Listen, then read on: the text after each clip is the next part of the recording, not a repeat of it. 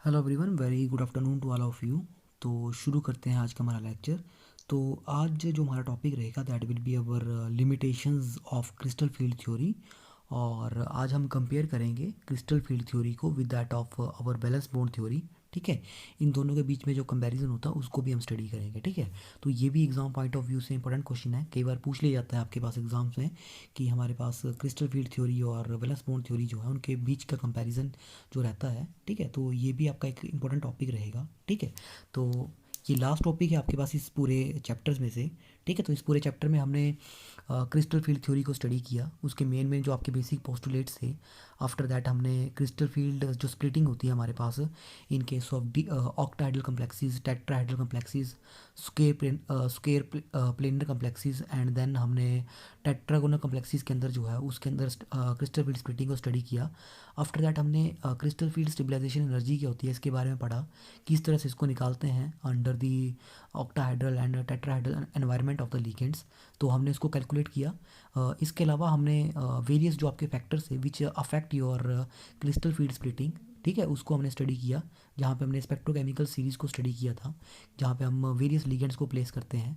After that हमने एक बहुत ही इंपॉर्टेंट जो आपके डिस्टॉर्शन थ्योरम है that is your Jahn Teller distortion, उसके बारे में हमने स्टडी किया था। ठीक है, तो आज हम ये स्टडी करेंगे कि हमारे पास क्रिस्टल फील्ड थ्योरी जो है आपके पास उसके अंदर जो है वो क्या कमियां रह गई थी।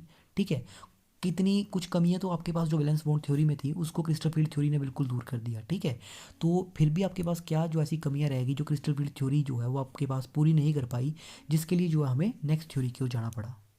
So firstly let us study कि क्या क्या हमारे पास लिमिटेशंस रही हैं क्रिस्टल फील्ड थ्योरी की। तो देखिए, लिमिटेशंस पढ़ने से पहले मैं आपको एक बात ज़रूर बोलना चाहूँगा।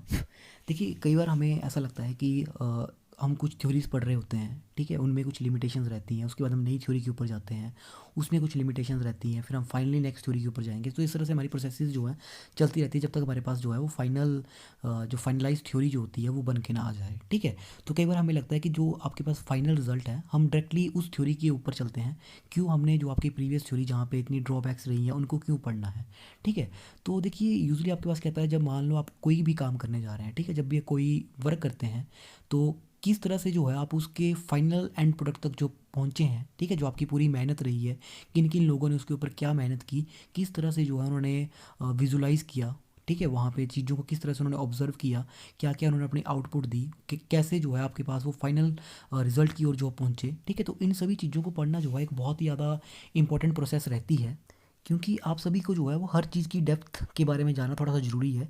ठीक है, डायरेक्ट फाइनल किसी एंड प्रोडक्ट के ऊपर जाके हमें फ़ायदा नहीं है जब तक आपको उस प्रोसेस का पूरा मैकेनिज़्म जो है वो आपको क्लियर नहीं हो। ठीक है, जैसे एग्जांपल के तौर के ऊपर मान लो आप कोई रिएक्शन स्टडी कर रहे हैं ऑर्गेनिक के अंदर। ठीक है, अगर आपको उसका प्रोडक्ट पता है लेकिन अगर आपसे पूछ लिया जाए कि वो मैकेनिज़्म जो है उस रिएक्शन का कैसे होगा, तो अगर मैकेनिज़्म का आपको बिल्कुल भी कोई आइडिया नहीं होगा तो आप उस क्वेश्चन को जो है वो कभी भी अटैम्प्ट नहीं कर पाओगे।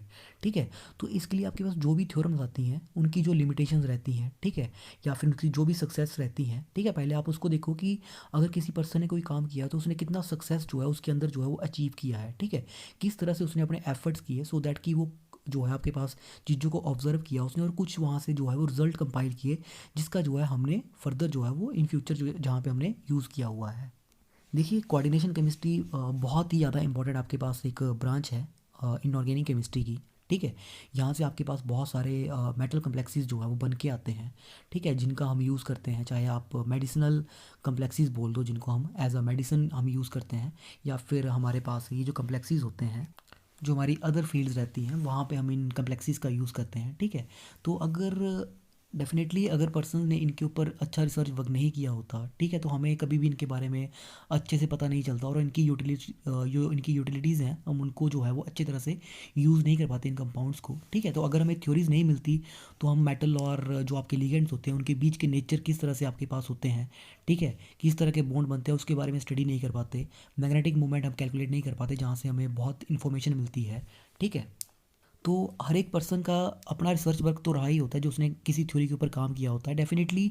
अब कोई भी जब कोई वर्क करेगा तो वो जरूरी नहीं है कि वो 100% जो है वहाँ पे सक्सेस हो जाएगा।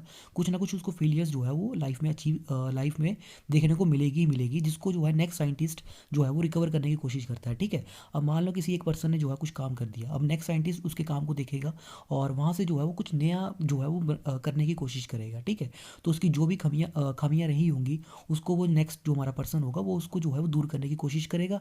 और इन केस अगर उसमें अब आपके पास कोई कमी रहेगी तो उसको नेक्स्ट थर्ड पर्सन पकड़ लेगा।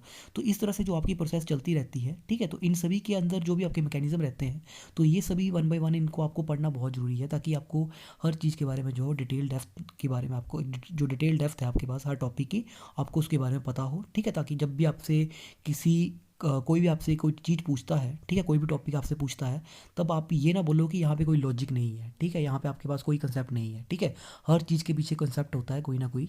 ऐसा नहीं है कि आपके पास कहीं पे भी आपके पास एक्सेप्शंस रहेगी। ठीक है, जहाँ पे भी एक्सेप्शंस होती हैं वहाँ पे भी उनके अपने ही एक लॉजिक होते हैं कि क्यों एक्सेप्शंस है।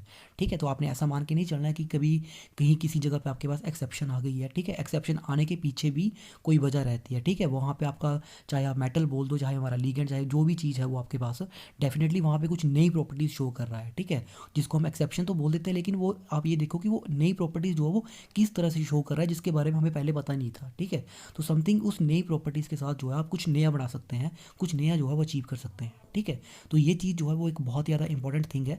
तो आपको हर एक चीज़ का जो है आपके पास डेप्थ नॉलेज आपको होना बहुत ज़रूरी है कि किस तरह से किसी पर्सन ने कैसे अचीव किया, उसकी जो कमियां रही वो नेक्स्ट पर्सन ने किस तरह से दूर की, और फाइनलाइज जो हमने प्रोडक्ट किया आपके पास वो किस तरह से हुआ। ठीक है, तो लेट अस स्टडी कि आपके पास क्या क्या लिमिटेशंस रही हैं क्रिस्टल फील्ड थ्योरी के अंदर।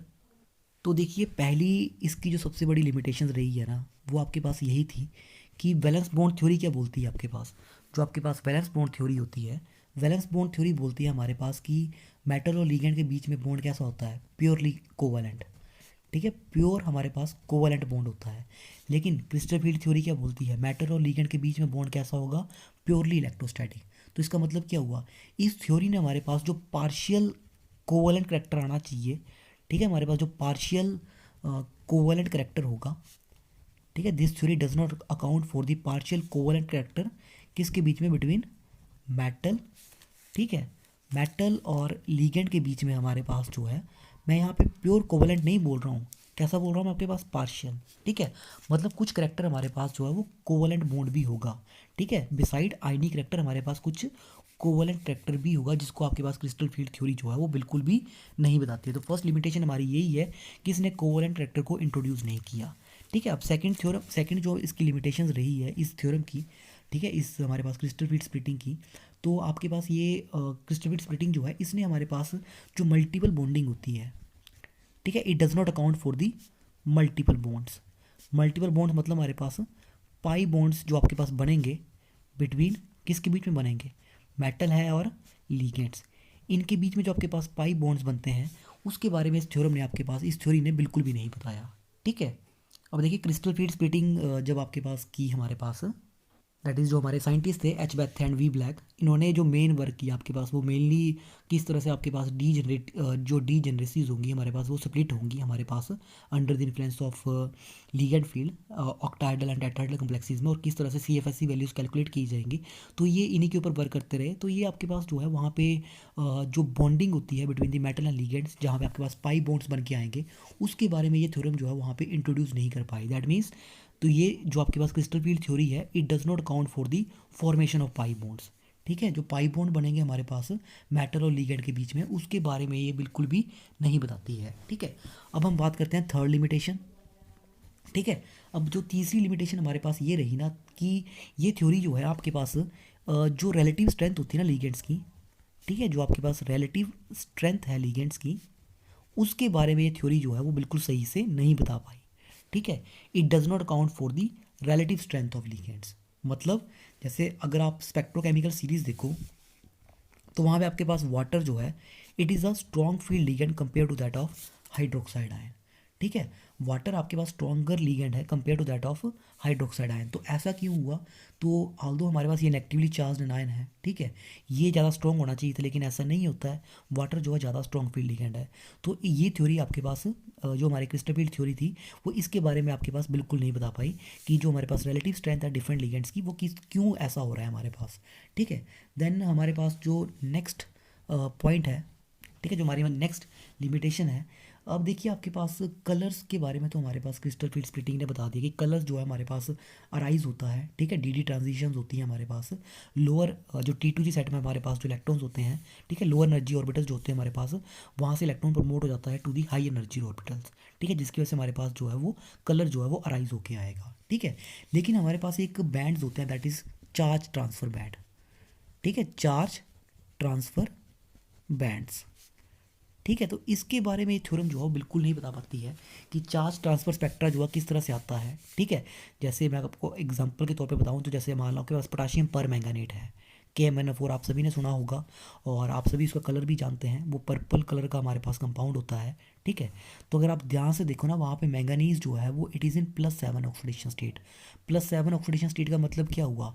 मैंगनीज के पास एक भी इलेक्ट्रॉन नहीं है, ठीक है, मैंगनीज के पास एक भी इलेक्ट्रॉन नहीं है। तो उसका मतलब क्या हुआ? वहाँ पे डी ट्रांजिशन तो हो ही नहीं रही है हमारे पास कहीं पे भी, ठीक है। तो डी ट्रांजिशन नहीं हो रही है तो इसका मतलब क्या हुआ? वो आपका पास जो कंपाउंड है दैट शुड बी कलरलेस, वो कलरलेस होना चाहिए था, लेकिन वो तो इंटेंस कलर का होता है, उसका कलर बहुत ज़्यादा हाई होता है।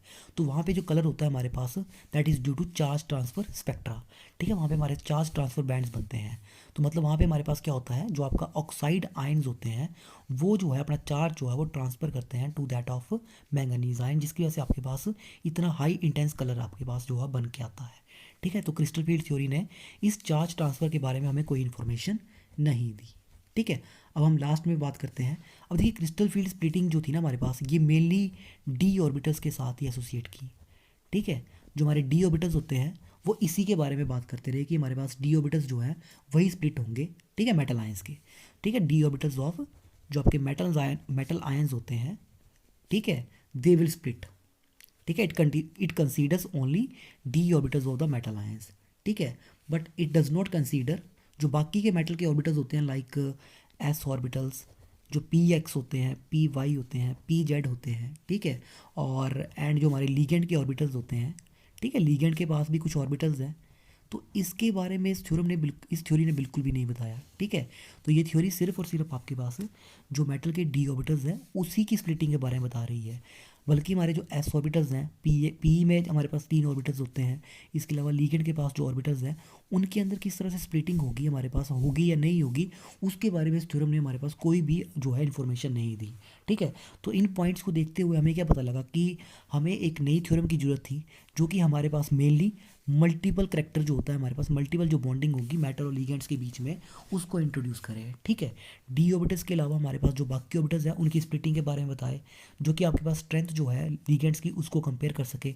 और ऐसी थ्योरम चाहिए जहाँ पे आपके पास क्या होना चाहिए, कोवलेंट करेक्टर भी आपके पास कंसीडर हो, साथ में आपके पास जो है वो पार्शियल जो आपके पास आयनिक करेक्टर बनेगा वो भी आपके पास दोनों करेक्टर जो है वो इंट्रोड्यूस होने चाहिए। तो इसीलिए हमारे पास जो नेक्स्ट थ्योरम होती है that is your ligand field theory, ठीक है, जहाँ से हमें पाई बॉन्डिंग वगैरह की इन्फॉर्मेशन मिलती है, ठीक है, वो वहाँ पे आपके पास नेक्स्ट थ्योरम के अंदर जो है सारा का सारा कवर होता है। तो देखिए फ़िलहाल के लिए आपके सिलेबस में यहीं तक है कि आपको सिर्फ और सिर्फ क्रिस्टल फील्ड थ्योरी तक ही रहना है, हमें लीगेंड फील्ड थ्योरी की ओर नहीं जाना है। तो मैं लीगेंड फील्ड थ्योरी के ऊपर नहीं जाऊंगा, ठीक है। तो उसकी ओर मैं ज़्यादा आपको इंट्रोड्यूस नहीं करवाऊंगा उस थ्योरम से, ठीक है। जो हमारी third theory that is ligand field theory, मैं आपको हल्का सा बेसिक आइडिया उस थ्योरी के बारे में दे देता हूँ कि उस थ्योरी के अंदर हमने क्या किया, जो मेटल का कोवलेंट करेक्टर होता है और लीगेंड के साथ और जो उसका आयनिक करेक्टर होता है उसने उन दोनों करेक्टर्स को जो है वो आपके पास इंट्रोड्यूस किया कि बॉन्ड जो है आपके पास प्योरली इलेक्ट्रोस्टैटिक नहीं होता है, ना ही बॉन्ड आपका प्योरली कोवलेंट होगा, ठीक है। उसमें हमारे पास पार्शियल इंटरेक्शंस होगी, ठीक है। तो कुछ पार्शियल इंटरेक्शंस रहेंगी हमारे पास, मतलब पार्टली हमारा बॉन्ड जो है कोवलेंट भी होता है और पार्टली हमारे पास जो बॉन्ड होता है वो आपके पास आयनिक भी होता है। तो ये जो सबसे बड़ी लिमिटेशन रही थी क्रिस्टल फील्ड थ्योरी की कि इसने कोवलेंट बॉन्ड को बिल्कुल भी इंट्रोड्यूस नहीं किया, तो वो आपके पास लीगेंड फील्ड थ्योरी के अंदर जो है वो ये डाउट जो है वो क्लियर हुआ। देर इज़ सिग्निफिकेंट हमारे पास कोवलेंट बॉन्ड जो है वो बन के आता है मेटल और लीगेंड के बीच में, जिसको जो आपके पास लीगेंड फील्ड थ्योरी जो है वो अच्छे से एक्सप्लेन करती है। और हमारे पास बहुत सारे ऐसे एविडेंस मिलते भी हैं हमें जहाँ से आपको ये पता चलेगा कि हमारे पास कोवैलेंट कैरेक्टर एक्चुअल में हमारे पास मैटर और लिगेंड के बीच में होता है, जहाँ पे आपके पास डिफरेंट स्पेक्ट्रोस्कोपिक टेक्निक्स है, लाइक हम एब्जॉर्प्शन स्पेक्ट्रा लेते हैं, ईएसआर करते हैं, एनएमआर करते हैं, ठीक है। हमारे पास नेफ्रोस्टैटिक इफेक्ट जो है वहाँ पे आपके पास अराइज होता है, वहाँ से हमें पूरी की पूरी इन्फॉर्मेशन मिलती है कि हमारे पास जो है वो किस तरह से जो है हमारे पास बॉन्ड जो है वो बन के आते हैं मेटल और लिगेंड के बीच में, ठीक है। तो ये जो थ्योरम होती है, ये जो आपकी थ्योरी होती है that is ligand field theory, इसको जो है मॉडिफाइड फॉर्म बोलते हैं क्रिस्टल फील्ड थ्योरी की, दैट इज़ योर एडजस्टेड, आपके पास बोल सकते हैं इसको एडजस्टेड क्रिस्टल फील्ड थ्योरी, ठीक है। तो इसकी मॉडिफिकेशन थी आपके पास, वही हमारे पास लिगेंड फील्ड थ्योरी के अंदर बताया गया है, ठीक है, कि यहाँ पे आपके पास जो सिग्निफिकेंट कोवैलेंट ट्रैक्टर होगा उसको इसने इंट्रोड्यूस किया, ठीक है। तो उस थ्योरी के अंदर जो है आपके पास कोवैलेंट ट्रैक्टर इंट्रोड्यूस हुआ, मतलब हमारे पास मेटल और जो लिगेंड्स होंगे उनके जो ऑर्बिटल्स जो है आपस में ओवरलैप करेंगे, मतलब हमारे पास जो थ्योरम होगी दैट इज़ योर थ्योरी जो आपके पास बन के आएगी मॉलिक्यूलर ऑर्बिटल थ्योरी, ठीक है। तो इन चीज़ों को उसने इंट्रोड्यूस किया, तो फिलहाल के लिए आपके सिलेबस में नहीं है, ठीक है। तो अब जो हमारा नेक्स्ट टॉपिक है दैट इज़ कंपैरिजन, ठीक है। हमें कंपैरिजन करना है, ठीक है। कंपैरिजन बिटवीन किसके बीच में हम करेंगे, that is your crystal field theory और जो आपकी वैलेंस बॉन्ड थ्योरी है इसके बीच में, ठीक है। इन दोनों के बीच में हम कंपैरिजन करेंगे कि क्रिस्टल फील्ड थ्योरी और वैलेंस बॉन्ड थ्योरी जो है इनके बीच में हमारे पास क्या क्या कंपैरिजन जो आपके पॉइंट थे उनको हम यहाँ पे स्टडी करेंगे, ठीक है। तो पहला जो मेरा पॉइंट है, ठीक है, पहला जो मैं पॉइंट स्टडी कर रहा हूँ यहाँ पे दैट इज़ बॉन्ड्स कैसा था, टाइप ऑफ बॉन्ड्स। तो पहला जो पॉइंट है कि आपके पास इन थ्योरीज के अंदर हमारे पास बॉन्ड कैसा था मेटल और लिगेंड के बीच में। तो क्रिस्टल फील्ड थ्योरी हमारे पास बोलती है कि bond will be purely electrostatic, मतलब आयनिक बॉन्ड होता है हमारे पास। तो crystal field theory considers bond between metal and ligand to be purely electrostatic, while valence bond theory consider bond to be purely covalent, ठीक है। तो ये बोलती है कि बॉन्ड 100% कोवैलेंट होगा, ये बोलता है 100% आयनिक होगा, ठीक है। अल्टीमेटली दोनों की दोनों यहाँ पे इस पॉइंट के ऊपर फेल हुई, ठीक है। तो जिसके लिए हमें थर्ड थ्योरी की जरूरत पड़ी। तो सेकंड जो आपके पास डिफरेंस है, जो कंपैरिजन है दोनों के बीच में, दैट इज़ स्प्लिटिंग, ठीक है, that is splitting of D orbitals. तो क्रिस्टल फील्ड थ्योरी क्या बोलती है कि डी ऑर्बिटल्स जो है हमारे पास स्प्लिट होते हैं, ठीक है। तो यहाँ पे आपके पास होती है स्प्लिटिंग अक्कर्स, तो यहाँ पे हमारे पास स्प्लिटिंग होती है। और ये थ्योरम क्या बोलती है हमारे पास, ये थ्योरी बोलती है देयर इज़ नो स्प्लिटिंग, ठीक है। यहाँ पे डी ऑर्बिटल्स की कोई स्प्लिटिंग नहीं होती है, इस थ्योरी के अंदर ऐसा कुछ भी नहीं था, ठीक है। तो थर्ड कंपैरिजन पॉइंट करते हैं हम इन दोनों थ्योरीज के बीच में। तो थर्ड जो हमारा कंपैरिजन है on the basis of that is our hybridization, ठीक है। तो देखिए आप सभी को पता ही है वैलेंस बॉन्ड थ्योरी तो स्टार्टिंग में बोल देती है कि हमारे पास मेटल के जो है हमारे पास हाइब्रिड ऑर्बिटल्स होंगे, ओवरलैप करेंगे, हमारे पास हाइब्रिडाइजेशन कंसेप्ट आएगा। लेकिन वैलेंस क्रिस्टल फील्ड थ्योरी ऐसा कुछ भी नहीं बोलती है, ठीक है। तो यहाँ पे आपके पास जो आपकी हाइब्रिडाइजेशन होगी, ठीक है, that is your hybridization occurs, यहाँ पे आपके पास हाइब्रिडाइजेशन होगी और यहाँ पे हाइब्रिडाइजेशन आपकी नहीं होगी, ठीक है। That is here no concept of hybridization, यहाँ कोई हाइब्रिडाइजेशन नहीं हो रही है। फोर्थ पॉइंट कंसीडर करते हैं that is your magnetic properties, ठीक है। तो देखिए वैलेंस बॉन्ड थ्योरी के थ्रू जो है हमें आइडिया तो मिल गया कि हमारे पास कुछ नंबर ऑफ अनपेयर्ड इलेक्ट्रॉन्स होते हैं, ठीक है। तो वहाँ से हमें आइडिया तो मिला कि हमारे पास कुछ नंबर ऑफ अनपेयर्ड इलेक्ट्रॉन्स होते हैं, लेकिन it does not account for, ठीक है, इट डज़ नॉट एक्सप्लेन, ठीक है, it is unable to explain जो आपके पास इफेक्ट है टेम्परेचर का, ठीक है, effect of temperature, it does not explain the effect of temperature on magnetic properties, on magnetic properties, ठीक है। मैग्नेटिक प्रॉपर्टीज़ के ऊपर क्या इफेक्ट रहता है टेम्परेचर का, उसको ये एक्सप्लेन नहीं कर पाया। लेकिन जो आपकी क्रिस्टल फील्ड थ्योरी होती है, ठीक है, यहाँ से तो हम आसानी से निकाल सकते हैं कि आपके पास कम्प्लेक्स जो है वो कैसा है।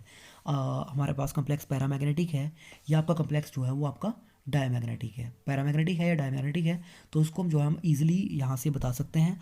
और ये जो है आपके पास एक्सप्लेन कर पाती है, ठीक है, इट एक्सप्लेन जो आपके पास वेरिएशन होता है टेम्परेचर का with that of magnetic field, उसको ये थ्योरम जो है वो आपके पास आसानी से जो है आपके पास बता पाती है, ठीक है। तो क्रिस्टल फील्ड स्प्लिटिंग ने हमारे पास एक्सप्लेन किया था कि जो वेरिएशन होती है हमारे पास मैग्नेटिक मूवमेंट की with temperature for the complexes, जहाँ पे हमारे पास क्रिस्टल फील्ड स्प्लिटिंग जो होती है ये जो वैल्यू होगी this is closer to the pairing energy, ठीक है। अब फिफ्थ कंपैरिजन करते हैं दोनों के बीच में कलर का। फिफ्थ कंपैरिजन है कलर्स का। ठीक है, तो कलर जो होता है आपके पास क्रिस्टल फील्ड थ्योरी जो होती है इट सेटिस्फैक्टरी, ठीक है, ये जो थ्योरी है आपके पास ये सेटिस्फैक्टरली जो है इसको एक्सप्लेन कर देती है। ठीक है, दिस सेटिस्फैक्टरली एक्सप्लेन। ठीक है, यहाँ से हमें इजीली पता लगता है कि कुछ ट्रांजिशंस होती हैं हमारे पास लोअर एनर्जी ऑर्बिटल से हाई एनर्जी ऑर्बिटल्स के अंदर, लेकिन वैलेंस बॉन्ड थ्योरी जो है इसकी ये फेलियर थी। ठीक है, it does not explain colour. ठीक है, it does not account for colour. ठीक है, कलर के बारे में ये बिल्कुल भी नहीं बताती है। नेक्स्ट जो मेरा डिफरेंस रहा है दैट इज़ योर ज्योमेट्री का रहा था। ठीक है, ज्योमेट्री का डिफरेंस हमारे पास क्या है कि इस कम्प्लेक्सीज के अंदर जो हमारे पास डिफरेंट ज्योमेट्रीज होती हैं उनके अंदर जो डिस्टॉर्शंस होती है, ठीक है, उसके बारे में हमने स्टडी किया था। ठीक है, तो जैसे टेट्राहेड्रल हमारे पास कम्प्लेक्सीज हैं, जो आपके पास सॉरी टेट्रागोनल कम्प्लेक्सीज होते हैं। ठीक है, वहाँ पे हमने डिस्टॉर्शन स्टडी की थी। लेकिन यहाँ पे आपके पता है कि आपके पास जो रेगुलर ज्योमेट्रीज होती हैं, ठीक है, उनके अंदर जो डिस्टॉर्शंस होती है उसके बारे में ये नहीं बता पाई थी। ठीक है, तो ये जो डिस्टॉर्शंस थी इन रेगुलर ज्योमेट्रीज उसको इसने एक्सप्लेन किया था, और इसने इट डजेंट एक्सप्लेन। ठीक है, इसने कुछ भी एक्सप्लेन नहीं किया था, इट डू नॉट एक्सप्लेन। ठीक है, ये जो डिस्टॉर्शंस होती है उसके बारे में ये बिल्कुल भी नहीं बता पाई थी। अब लास्ट में हम बात करते हैं एनर्जी की, दैट इज़ यहाँ से हम CFSC वैल्यू निकालते हैं। ठीक है, क्रिस्टल फील्ड स्टेबलाइजेशन एनर्जी निकालते हैं हम। ठीक है, तो जब भी आपके पास कोई कम्प्लेक्स बनता है, ठीक है, due to the crystal field splitting हमारे पास जब भी आपके पास कम्प्लेक्स के अंदर क्रिस्टल फील्ड स्प्लिटिंग होगी तो जो स्टेबलाइजेशन आपके पास एनर्जी निकलती है उसको इसने कैलकुलेट किया था। लेकिन यहाँ पे ऐसा कुछ भी नहीं हुआ था। ठीक है, इट कैन नॉट एक्सप्लेन। तो ये कुछ एक पॉइंट्स हैं regarding the crystal field and valence bond theorem, sorry not theorem it's theory. तो वैलेंस बॉन्ड थ्योरी और क्रिस्टल फील्ड थ्योरी के बीच में ये हमारे पास कुछ मेन इनके कंपैरिजन पॉइंट रहे हैं। ठीक है, तो this is all about this whole पूरा चैप्टर जो आपका था क्रिस्टल फील्ड थ्योरी का। ठीक है, तो बहुत ज़्यादा इंटरेस्टिंग चैप्टर है आपके पास, ये ध्यान में रखना। कम्पिटिटिव एग्जाम से यहाँ से बहुत क्वेश्चन बन के आते हैं। IIT जैम्स वगैरह में आप जब भी दोगे या फर्दर फ्यूचर में आप जो भी एग्ज़ाम दोगे वहाँ से जो है यहाँ से आपके पास बहुत सारे क्वेश्चन जो हैं वो बन के आते हैं। ठीक है, अभी तक आपने यहाँ से जो है बेसिक बेसिक चीज़ें जो हैं वो स्टडी की हैं। जब आप थोड़े हायर क्लासेस में जाओगे MSc वगैरह में तो आप थोड़े से डेप्थ में और पढ़ोगे। ठीक है, जैसे आपने कलर पढ़ा है यहाँ पे कम्प्लेक्सीज का कि DD ट्रांजिशंस होती हैं, वहाँ पे आप पढ़ोगे कि DD ट्रांजिशन जो होती है हमारे पास ये फॉरबिडन ट्रांजिशंस होती हैं। ठीक है, वहाँ पे कलर्स जो है उनके कुछ सिलेक्शन रूल्स होते हैं जहाँ से आप कलर्स के बारे में पढ़ोगे। ठीक है, तो आप ये तो आपके पास एक हल्का सा बेसिक आपको रिव्यूज़ मिला है चीज़ों को लेके, लेकिन जब आप थोड़ा हाई क्लासेस में जाओगे तो आप और डेप्थ में चीज़ों को पढ़ोगे और अच्छे से सीखोगे कि हमारे पास कहाँ कहाँ पे इनकी क्या एप्लीकेशंस रहती हैं। ठीक है, क्या क्या हमारे पास जो है वो डिफरेंट पैरामीटर्स रहते हैं इनके रिगार्डिंग। ठीक है, तो अगर आपको कहीं भी इस चैप्टर्स के किसी भी टॉपिक के रिगार्डिंग कोई भी डाउट होगा तो आप कमेंट करके पूछ सकते हैं। ठीक है, जहाँ पे भी आपको कोई डाउट लगेगा तो आप डेफिनेटली अपने डाउट को क्लियर करें, क्योंकि डाउट तो वैसे भी रखने नहीं चाहिए। तो क्योंकि बहुत जल्दी आप अब ग्रेजुएशन के बाद जो है जब भी आप किसी हायर स्टैंडर्ड के अंदर जाओगे मास्टर्स वगैरह में तो डेफिनेटली उसके बाद जो है आपके अगर डाउट्स रहते हैं तो वो आपके लिए ही लॉस रहेगा। तो कोशिश करो कि जितने भी आपके डाउट्स हैं उन सभी को आप आसानी से क्लियर कर सकोगे। ठीक है, तो क्लियर तभी होंगे अगर आप पूछोगे। ठीक है, और ऐसा कोई भी डाउट नहीं है जिसका आंसर किसी के पास ना हो। ठीक है, सभी डाउट्स आपके आंसरेबल होंगे। तो ऐसा मत समझना कि हमारे कुछ ऐसे डाउट्स होते हैं जो जिनको कोई भी दूर नहीं कर सकता है। ठीक है, ऐसा बिल्कुल भी नहीं होता है। आपके जो भी डाउट्स होंगे they will definitely be answerable. ठीक है, कोई भी ऐसी एक्सेप्शन नहीं है ऑलमोस्ट जिसका हमारे पास कोई इलाज ना हो। ठीक है, जो भी ऐसी एक्सेप्शन होती है तो हमारे पास जो है उसका कुछ ना कुछ इलाज होता ही है। जहाँ पे भी आपको ऐसा लगता है वहाँ पे हमारे पास डेफिनेटली जो भी मैंने आपको ऑलरेडी बताया था कि चाहे वो मेटल हो, चाहे हमारा लीगेंड हो, चाहे कोई कम्प्लेक्स हो, जो भी चीज़ हो आपके पास, चाहे ऑर्गेनिक ग्रुप्स हो। ठीक है, डेफिनेटली वहाँ से उसकी कुछ नई कैरेक्टरिस्टिक जो है वो निकल के आएगी। ठीक है, तो जो नई कैरेक्टरिस्टिक निकल के आएगी वो आपके लिए एक्सेप्शन नहीं है, डेफिनेटली वो आपके पास एक समथिंग कुछ न्यू है जिससे जो आप कुछ नया कर सकते हैं। ठीक है, तो वो नया जो आप कर सकते हैं वही आपको सीखना है फ्यूचर में चल के। ठीक है, so this is all about this full lecture crystal field theory. तो अगर आपको कोई डाउट रहेगा तो आप पूछ सकते हैं। ठीक है, so thank you very much and hit like if you like this lecture. So thank you very much.